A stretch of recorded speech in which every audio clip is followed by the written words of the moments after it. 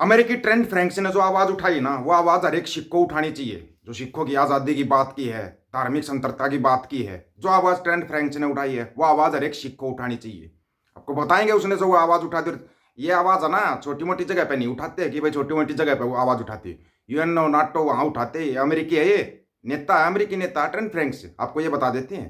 और उसने मुद्दा चुक दिया बहुत ऊपर कि भाई जो एसजीपीसी है ना, वो भी संतरत नहीं है इंडिया के अंदर। वो भी संतरत नहीं है एसजीपीसी, सिरमौर संस्था है सिखों की, आप सबको पता है। आपको बताते हैं जो मुद्दा इसने चक्या ना, कमाल कर दिया। आपके ना दिल को सुकून मिलेगा, दिल को सुकून मिलेगा आपको ये सुनने के बाद। सबसे पहले ये अपना देवेंद्रजीत सिंह, देवेंद्रजीत सिंह 1540 भाई ने $4.99 भेजे थैंक्स बटन के जरिए। धन्यवाद बहुत बहुत भाई का। एक है एनआरआई पंजाबी के नाम से आईडी है ये, $4.99 इन्होंने भेजे हैं, इनका भी बहुत बहुत धन्यवाद। एक द्वारका भाई ने गूगल पे पर ₹100 भेजे थे, उनका भी धन्यवाद, बहुत बहुत धन्यवाद उनका। अब करते हैं बात आपको, उससे पहले आपको एक चीज क्लियर कर देते हैं, क्लियर कर देते हैं आपको। जो ये किसान आंदोलन चले, हम किसी आंदोलन के खिलाफ नहीं है, कोई स्वतंत्र आंदोलन के खिलाफ है नहीं, लेकिन मांगे क्या है उनके अंदर? खेती खसखस की मांग क्यों नहीं उठाती है किसान नेता? करो ना मांग। और वो वहां जाने की जरूरत ही नहीं, दिल्ली जाओगे इतनी दूर जाओगे, चंडीगढ़ नजदीक है। हरियाणा पंजाब के लिए तो चंडीगढ़ नजदीक है। क्यों? क्योंकि आपके पास बाबा राजा सिंह जी आए थे, आपने बंदी सिंह गोगरी आई की मांग शामिल करने से मना कर दिया था। यही पंडेर और दल्लेवाल ये सब शामिल है इसके अंदर। इन्होंने मना कर दिया था कि नहीं, बंदी सिंह गोगरी आएगी, हम मांग नहीं उठाएंगे। तो फिर ये किस कौम के लिए आवाज उठा रहे हैं? पंजाब के लिए आवाज उठा रहे हैं। पंजाब के लिए सबसे बड़ा मुद्दा है बंदी सिंह गोगरी आई का, जितने सिंह जेलों के अंदर है उनकी रिहाई का। क्योंकि सोमवार से कंटिन्यू सुनवाई शुरू हो रही है अमृतपाल सिंह की, ये भी आपको याद रखना चाहिए। सोमवार से कंटिन्यू ये वो मांगे तो उठाते नहीं। दिल्ली तो दूर है, चंडीगढ़ की तरफ 7 जनवरी को जो मुहल्ली मोर्चा लगा हुआ बंदी सिंह गोगरी का मोर्चा, 7 जनवरी को भगवंत मान की कोठी का घेराव करेंगे वो, याद रखना इस डेट को, 7 जनवरी को। क्यों करेंगे घेराव? क्योंकि सबसे ज्यादा मांग अगर कोई उठाता था, भगवंत मान उठाता था कि भाई बंदी सिंह गोगरी कर देंगे, हमारी सरकार आ गई। तो सरकार तो आए बहुत साल हो गए, बहुत साल हो गए, कभी बंदी सिंह होगा बै भी नहीं बोलिया उसने, बै भी नहीं बोल लिया आज तक भगवंत मान साहब ने। ये आप सोच लो इस चीज के बारे में। हमारे को ठीक है, करो तुम्हारे को आंदोलन करना है करो, लेकिन भ्रमित करके आंदोलन मत करो।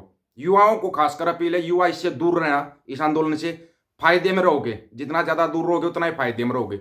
सबसे पहले तो सुनो जो ट्रेंट फ्रैंक्स ने बोले है ना, वो आपको सुनना चाहिए, आपके दिल को कितना सुकून मिलेगा। उसके बाद इसके बारे में बात करते हैं और आपको बताते हैं, सुनो। Now, the SGPC by law is supposed to have elections every 5 years, but none have actually been held for 12 years, and this is due to legal obstacles thrown into the process, primarily from central government. Well, is इसने that indicative? इन्हें सबसे पहले SGPC के लिए बोला है कि SGPC जिसके हर 5 साल के बाद चुनाव होने चाहिए थे, लेकिन जब से भारत सरकार के अंडर में आई है 12 साल से उसके चुनाव नहीं हो रहे। तो कौन सी धार्मिक संतरता है?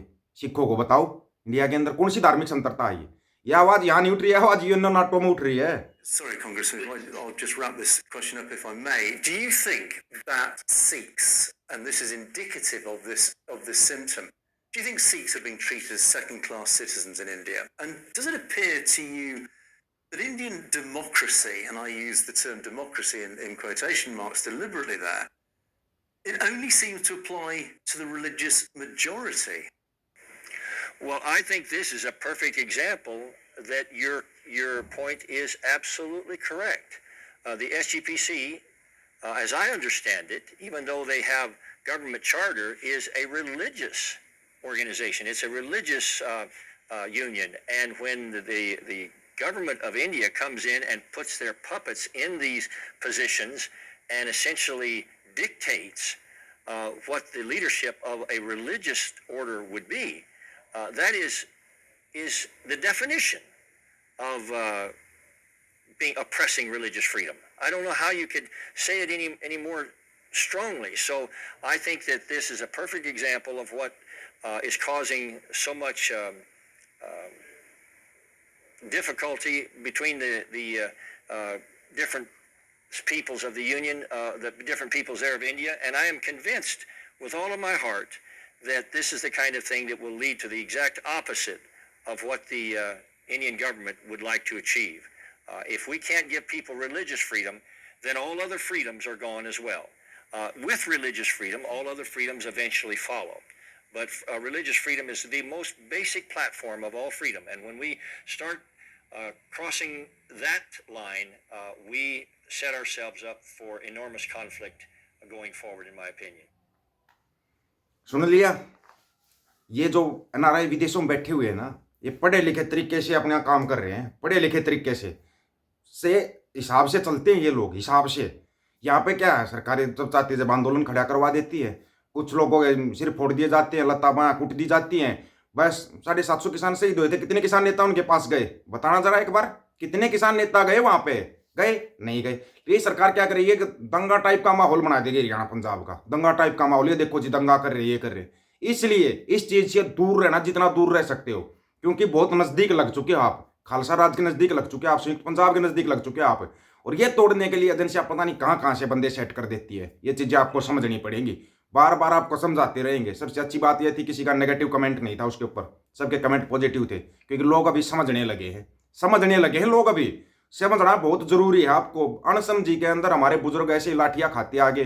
फिर दूसरी सबसे बड़ी और सबसे भयानक गलती हुई थी वो 1947 में होगी थी, 1947 में होगी थी वो गलती, है ना। अब जब उसके नजदीक लगे हो तो उस गलती को दोहराना मत, और ना ही किसी को दोहराने देना, ना किसी को दोहराने। जाने तो इन किसान नेताओं को, जाओ भाई, तुम क्यों नहीं जाते दिल्ली? तुम 101 किसानों को भेज रहे हो, उनको भेज रहे हो, तुम जाओ भाई दिल्ली, तुम दिल्ली जाकर मांग मनवाओ, तुम मनवाओ मांग, मानेंगे तुम्हारे को, फिर मानेंगे। इतने देश में किसान नहीं, इतने किसान नेता इस देश के अंदर, इतने देश में गरीब मजदूर नहीं, इतने गरीब मजदूरों के नेता इस देश के अंदर, है ना। क्योंकि आपको ना एक चीज और सुनाते हैं जो कि मेरे को तो बड़ी अच्छी लगी, और अच्छी आपको भी लगेगी। जो इस बोला ना इन्होंने, पढ़े लिखे कैसे होते हैं, ये सुनो। आप किसी ठग को चुन लीजिए, जो आपको बहुत प्यारा ठग लगे मुझको दे दो वोट। मैं तो नहीं दूंगा क्योंकि मुझे सब ठग लगते हैं। Sorry, I will not take part in this nonsense. आप करिए, हम क्या आपको राय दें? आपको ठग प्यारे हैं, आपको जैसे वो इंदिरा गांधी ने कहा गरीबी हटाओ है, और आप पीछे जैसे rats following the point Piper of Hamelin, उसके पीछे इंदिरा गांधी को धड़ाधड़ वोट मिल गया, जीत गई। फिर वो मोदी आए, उन्होंने कहा विकास विकास विकास विकास। हाँ भाई विकास, तुम्हारी नौकरियां तो चली गई, जो थी वो भी चली गई, ये विकास हो गया है। अन्ना हजारे आए, ईमानदारी, वो अरविंद केजरीवाल ईमानदारी करके चीफ मिनिस्टर हो गए। लो भैया ईमानदारी, हम क्या तुमको समझाएं?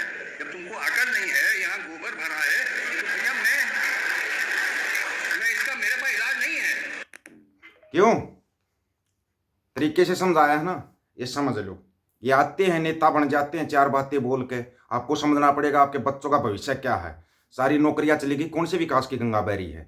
अब अगर आप खालसा राज के नजदीक लगे हो ना, तो इससे है ना बहकना मत, डगमगाना मत, ये बता रहे हैं आपको, डगमगाना मत। अगर थोड़े से भी डगमगा के ये लोग खेल जाएंगे, ये खेल जाएंगे, फिर आपको किसी और उसमें लगा दिया जाएगा। कभी गरीब मजदूर का आंदोलन, कभी किसान आंदोलन, कभी फलाना आंदोलन, कभी ढिमकाना आंदोलन। 2 साल से मोर्चा लगा हुआ, बंदी सिंह हुआ, कितने किसान नेता गए भाई उसके ऊपर? कितने किसान नेता गए बताओ? आज तक गया हो तो कोई? उधर रखा साधारण मोर्चा लगाया, कोई किसान नेता गया उसके लिए? गया? फिर आप कौन सा पंजाब हरियाणा का भला चाहते हो? बताओ आप लोगों की क्या राय है इसके बारे में? अपनी राय रखना दोस्तों, आपकी राय का इंतजार रहेगा। आपकी राय बहुत महत्वपूर्ण होती है। सभी साथियों को राम राम, नमस्कार, आदाब, सत श्री अकाल। वीडियो को ज्यादा से ज्यादा शेयर, चैनल को सब्सक्राइब और बेल आइकन को जरूर दबाना दोस्तों। ऑफिशियल दीपक फौजी यूट्यूब चैनल, बात हक और सच की करेंगे, हक सच की बात हम करेंगे। वीडियो को शेयर करेंगे, जिम्मेदारी आप लोगों की। गज के आखो, वाहेगुरु जी का खालसा, वाहेगुरु जी की फतेह।